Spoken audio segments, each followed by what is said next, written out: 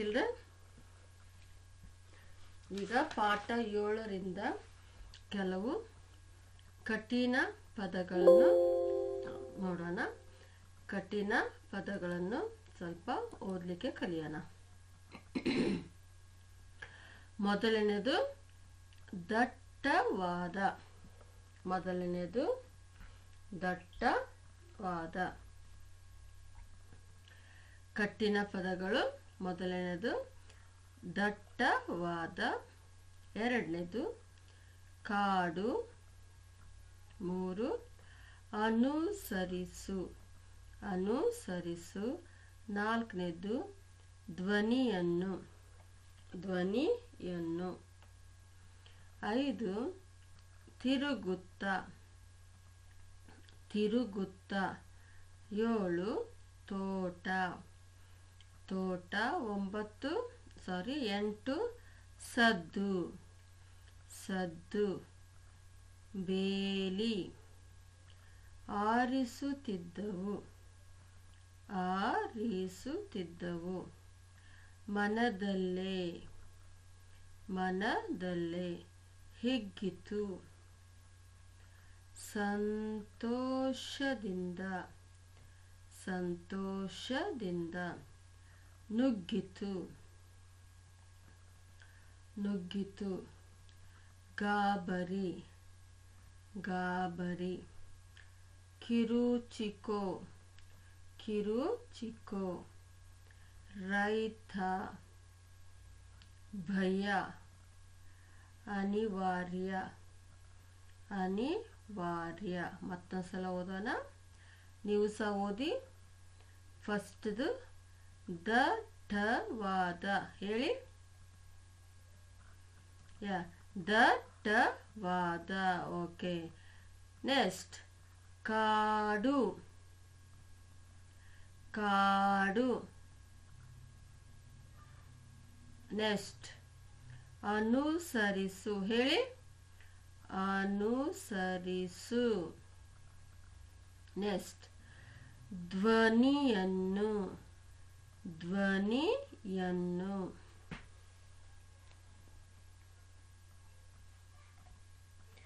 Next ತಿರುಗುತ್ತ, ತಿರುಗುತ್ತ,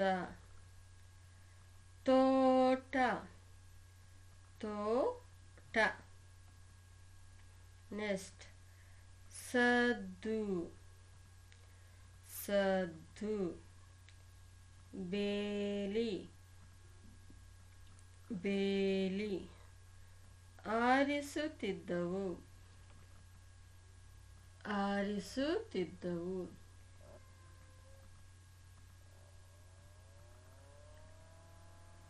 ಮನದಲ್ಲೇ ಹೇಳಿ. ಮನದಲ್ಲೇ.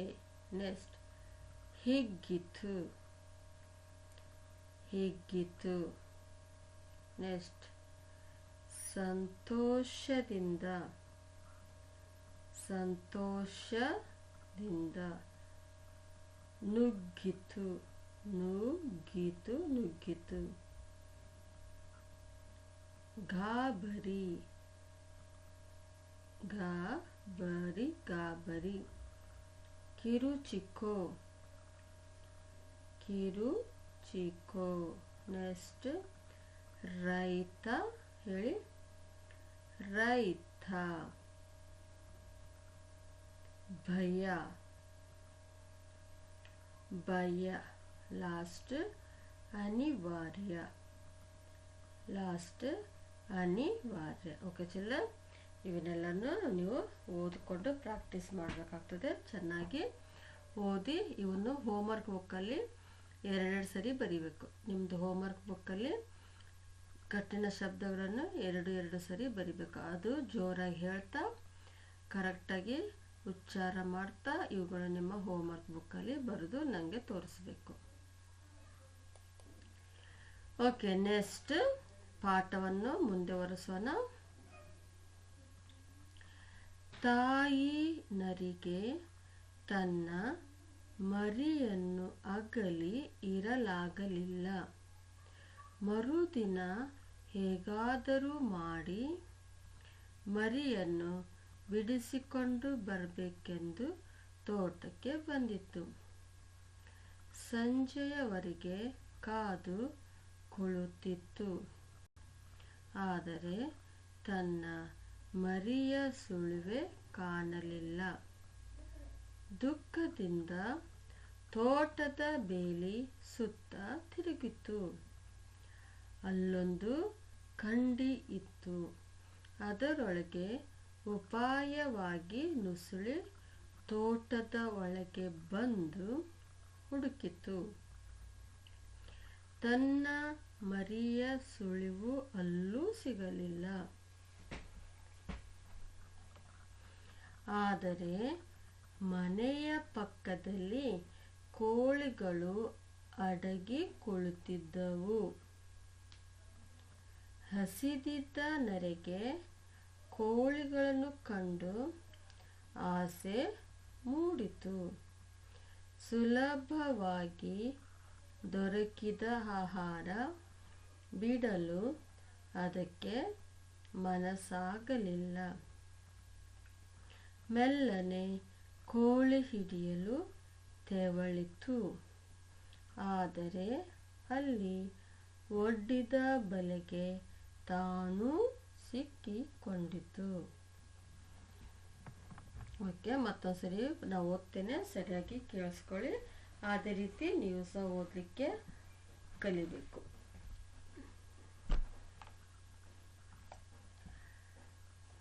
ಮೂರನೇ paragraph.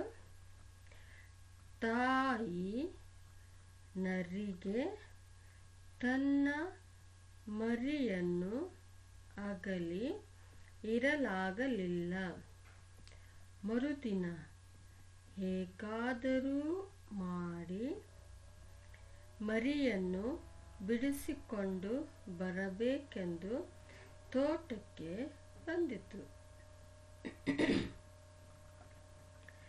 ಸಂಜೆಯವರೆಗೆ ಕಾದು ಕುಳಿತಿತ್ತು.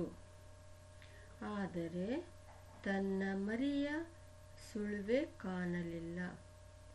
ದುಃಖದಿಂದ ತೋಟದ ಬೇಲಿ ಸುತ್ತ ತಿರುಗಿತು. ಅಲ್ಲೊಂದು ಕಂಡಿ ಇತ್ತು. ಅದರೊಳಗೆ ಉಪಾಯವಾಗಿ ನುಸುಳಿ ತೋಟದ ಒಳಗೆ ಬಂದು ಹುಡುಕಿತು. ತನ್ನ ಮರಿಯ ಸುಳಿವು ಅಲ್ಲೂ ಸಿಗಲಿಲ್ಲ. ಆದರೆ ಮನೆಯ ಪಕ್ಕದಲ್ಲಿ ಕೋಳಿಗಳು ಅಡಗಿ ಕುಳಿತಿದ್ದವು. ಹಸಿದಿದ್ದ ನರಿಗೆ ಕೋಳಿಗಳನ್ನು ಕಂಡು ಆಸೆ ಮೂಡಿತು. ಸುಲಭವಾಗಿ ದೊರಕಿದ ಆಹಾರ ಬಿಡಲು ಅದಕ್ಕೆ ಮನಸ್ಸಾಗಲಿಲ್ಲ. ಮೆಲ್ಲನೆ ಕೋಳಿ ಹಿಡಿಯಲು ತೆವಳಿತು. ಆದರೆ ಅಲ್ಲೇ ಒಡ್ಡಿದ ಬಲೆಗೆ ತಾನು ಸಿಕ್ಕಿಕೊಂಡಿತು. ಚಿಲ್ಡ್ರನ್, ಇದು ಮೂರನೇ ಪ್ಯಾರಾಗ್ರಾಫ್ ಎಕ್ಸ್ಪ್ಲೇನ್ ಮಾಡ್ತದೆ. ಓಕೆ, ನಾವು ನಿನ್ನೆ ಪಾಠದಲ್ಲಿ ನೋಡಿದ್ವಿ. ಸೊ ತಾಯಿ ಮತ್ತು ಮರಿ ಎರಡು ಆಹಾರ ಹುಡ್ಕೊಂಡು ಒಂದು ತೋಟದ ಮನೆಗೆ ಹೋಗ್ತವೆ. ಸೊ ಅಲ್ಲಿ ಏನಾಗುತ್ತೆ, ಮರಿ ಖುಷಿಯಿಂದ ಜಿಗಿಲಿಕ್ಕೆ ಹೋಗಿ ಬಲೆಯಲ್ಲಿ ಸಿಕ್ಕಾಕೊಳ್ತದೆ. ಸೊ ಈಗ ಏನಾಗ್ತದೆ, ಅದಕ್ಕೆ ಹೊರಗಡೆ ಬರಲಿಕ್ಕೆ ಆಗೋದಿಲ್ಲ. ಹೀಗಾಗಿ ತಾಯಿ ಅದನ್ನು ಹುಡುಕೊಂಡು ಹೋಗ್ತದೆ. ಹುಡುಕೊಂಡು ಹೋಗಿ ಅದು ನೋಡ್ತದೆ, ಓ ಮರಿ ಬಲೆಯಲ್ಲಿ ಸಿಕ್ಕಾಕೊಂಡಿದೆ ಅಂತ. ಆ ಸಮಯದಲ್ಲಿ ಏನಾಗುತ್ತೆ, ಅಲ್ಲಿ ರೈತರು ಅಥವಾ ಜನಗಳು ಓಡಾಟ ಹೆಚ್ಚಾಗ್ತದೆ. ಸೊ ಹೆಚ್ಚಾಗೋದ್ರಿಂದ ಇದು ತಾಯಿ ನರಿಗೆ ಏನಾಗುತ್ತೆ, ಭಯದಿಂದ ಅಲ್ಲೇ ಹಿಂದೆ ಸರಿದು ಕೂತ್ಕೊಳ್ತದೆ. ಆದರೆ ಸಂಜೆವರೆಗೂ ಅದು ಕಾಯ್ತದೆ. ಆದರೆ ಏನಾಗುತ್ತೆ, ಅದಕ್ಕೆ ತನ್ನ ಮರಿಯನ್ನು ಉಳಿಸಿಕೊಳ್ಳಲು ಆಗೋದಿಲ್ಲ, ತನ್ನ ಮರಿಯನ್ನು ಕಾಪಾಡಿಕೊಳ್ಳಲು ಆಗೋದಿಲ್ಲ. ಯಾಕಂದರೆ ಜನರು ತುಂಬ ಓಡಾಟ ಇರ್ತಾರೆ. ಸೊ ಹೀಗಾಗಿ ಅದೇನು ಮಾಡುತ್ತೆ, ಮತ್ತು ಮರುದಿನ ಅದಕ್ಕೇನಾಗುತ್ತೆ, ಮರಿಯನ್ನು ಬಿಟ್ಟು ಇರಲಿಕ್ಕಾಗೋದಿಲ್ಲ. ಸೊ ಮರುದಿನ ಹೇಗಾದರೂ ಮಾಡಿ ನಾನು ನನ್ನ ಮರಿಯನ್ನು ಬಿಡಿಸಿಕೊಂಡು ಬರಬೇಕಂತ ಮತ್ತೆ ತೋಟಕ್ಕೆ ಹೋಗ್ತದೆ. ಸೊ ಅಲ್ಲಿ ಸಹ ಅದು ಮರಿ ಸಿಗುವುದಿಲ್ಲ, ಅದು ಕಾಣಿಸೋದಿಲ್ಲ ಎಲ್ಲಿದೆ ಅಂದ್ಬಿಟ್ಟು. ಸೊ ಆದರೂ ಸಹ ಏನು ಮಾಡ್ತದೆ, ತನ್ನ ಮರಿಗಾಗಿ ಸಂಜೆವರೆಗೂ ಕಾದು ಕುಳಿತದೆ. ಸಂಜೆವರೆಗೆ ಕಾದು ಕುಳಿತುಕೊಂಡಿರ್ತದೆ. ಆದರೆ ತನ್ನ ಮರಿ ಅದಕ್ಕೆ ಎಲ್ಲಿ ಕಾಣಿಸೋದಿಲ್ಲ, ಎಲ್ಲಿಯೂ ಅದರದ್ದು ಸುಳಿವೇ ಕಾಣೋದಿಲ್ಲ, ಎಲ್ಲಿದೆ ಅಂತ ಗೊತ್ತೇ ಆಗೋದಿಲ್ಲ ಅದಕ್ಕೆ. ಅದಕ್ಕಾಗಿ ಪಾಪ ನರಿ ತಾಯಿ ಏನು ಮಾಡುತ್ತೆ, ದುಃಖದಿಂದ ತೋಟದ ಬೇಲಿ ಸುತ್ತ ತಿರುಗ್ತದೆ. ಅದು ತೋಟದ ಬೇಲಿ ಇರ್ತದಲ್ಲ, ಅದ್ರ ಸುತ್ತ ತಿರುಗ್ತಾ ಇರ್ತದೆ, ಎಲ್ಲಾದರೂ ಸಿಗ್ಬೋದು ಅಂದ್ಬಿಟ್ಟು. ಆದರೆ ಎಲ್ಲಿಯೂ ಸಿಗೋದಿಲ್ಲ. ಆದರೆ ಅದಕ್ಕೆ ಏನಾಗುತ್ತೆ, ಅಲ್ಲೊಂದು ಕಂಡಿ ಇತ್ತು. ಕಂಡಿ ಅಂತಂದರೆ ಹೋಲ್. ಈಗ ಇಲಿಗಳು ಹೋಲ್ ಮಾಡಿರ್ತವೆ, ರ್ಯಾಬಿಟ್ ಹೋಲ್ ಮಾಡಿರ್ತದಲ್ಲ, ಅಂಥದ್ದು ಕಂಡಿ ಸಿಗ್ತದೆ ಅದಕ್ಕೆ. ಸೊ ಇದೇನು ಮಾಡ್ತದೆ ನರಿ, ಅದರೊಳಗೆ ಉಪಾಯವಾಗಿ ಮೆಲ್ಲನೆ ನುಸುಳಿ ತೋಟದೊಳಗೆ ಬಂದುಬಿಡ್ತದೆ. ನುಸುಳಿ ಅಂತಂದರೆ ಯಾರಿಗೂ ಗೊತ್ತಾಗದೆ ಇರುವಾಗೆ ಮೆಲ್ಲ ಕಳ್ಳರು ಹೇಗೆ ಬರ್ತಾರೆ ನೋಡಿದ್ರಲ್ಲ, ಆ ರೀತಿ ಮೆಲ್ಲನೆ ಸೌಂಡ್ ಮಾಡದೆ ಆ ತೂತಿನ ಒಳಗೆ ನುಸುಳಿ ತೋಟದೊಳಗೆ ಬಂದುಬಿಡ್ತದೆ. ಸೊ ಅಲ್ಲಿ ತನ್ನ ಮರಿಯ ಸುಳಿವು ಅಲ್ಲೂ ಸಿಗೋದಿಲ್ಲ ಅದಕ್ಕೆ. ಅಲ್ಲಿ ಕುತ್ಕೊಳ್ತದೆ, ಅಲ್ಲಿ ಹುಡುಕ್ತದೆ, ಅಲ್ಲಿಯೂ ಸಹ ಸಿಗೋದಿಲ್ಲ. ಆದರೆ ಏನಾಯಿತು, ಮನೆಯ ಪಕ್ಕದಲ್ಲಿ ಕೋಳಿಗಳು ಅಡಿಗೆ ಕುಳಿತಿದ್ದವು. ಮನೆಯ ಪಕ್ಕದಲ್ಲಿ ಕೋಳಿಗಳು ಸಹ ಏನು ಮಾಡಿದ್ವು, ಅವು ಸಹ ಅಡ್ಕೊಂಡು ಕುತ್ಕೊಂಡಿದ್ವು. ಯಾಕಂದರೆ ಅಲ್ಲಿ ನರಿ ಇದೆ ಅಂತ ಅವಕ್ಕೆ ಗೊತ್ತಿತ್ತು. ಹೀಗಾಗಿ ಅವು ಸಹ ಅಡ್ಕೊಂಡು ಕುತ್ಕೊಂಡಿರ್ತವೆ. ಸೊ ಇದು ತಾಯಿ ನರಿಗೆ ತುಂಬ ಹೊಟ್ಟೆ ಹಸಿವಾಗಿರ್ತದೆ.